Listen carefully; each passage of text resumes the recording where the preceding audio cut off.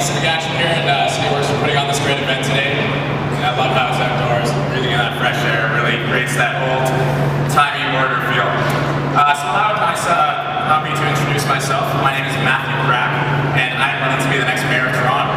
And generally after I say that sentence, people respond with, but it's a joke, right? Is your name actually Crack? Well, I'm here to clear that up. This campaign is certainly not a joke, and my last name is most definitely Crack. And the slides don't seem to be as much fun. But that's not to say that my campaign, or politics for that matter, can't use humor to communicate effectively and examine important ideas. In fact, I saw a great talk on creativity by a famous actor you've probably heard of, John Cleese, the comedic genius who's brought us Monty Python, Ministry of the Silly Walks, who has personally inspired some of the team members of my team to join politics. I wish I could just show you him sing it, because obviously he would deliver it much better than I ever could. But he says that humor is a necessary element of creativity. Poking fun at an issue actually changes the way you look at it. Your perspective broadens, and you gain new insight.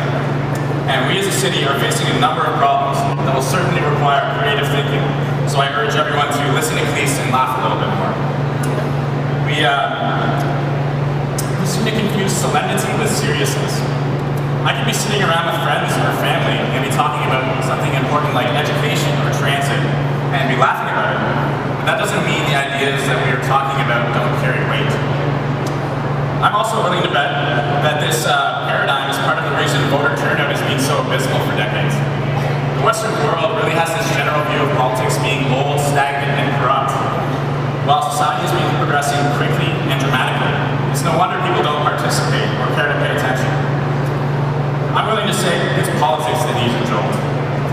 Improv comedy teaches a concept called yes and that urges the practitioners to acknowledge and build on their scene partners' ideas no matter what they are. This allows for creativity, flow, and progress.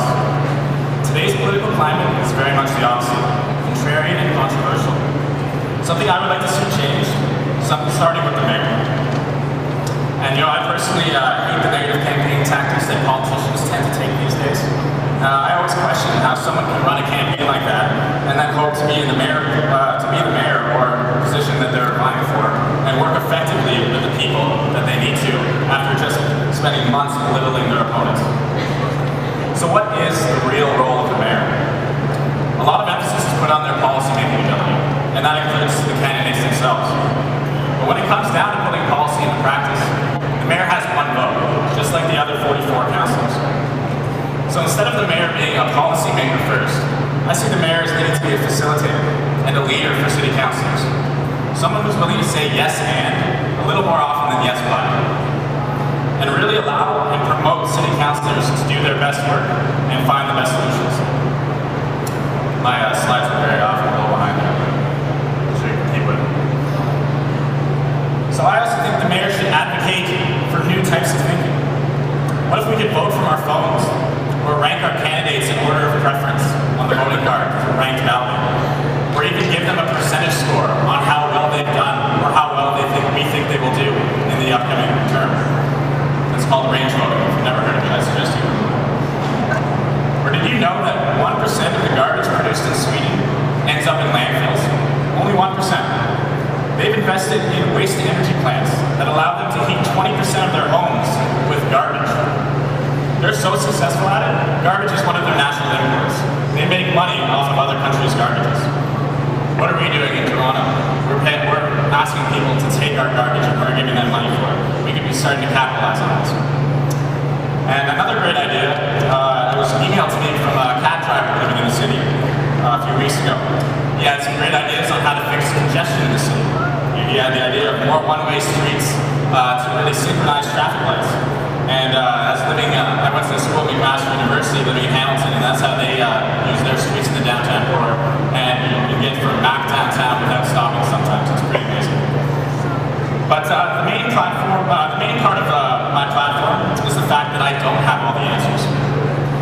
So with that, I introduce to you the idea I'm most excited about, and it's called open source democracy.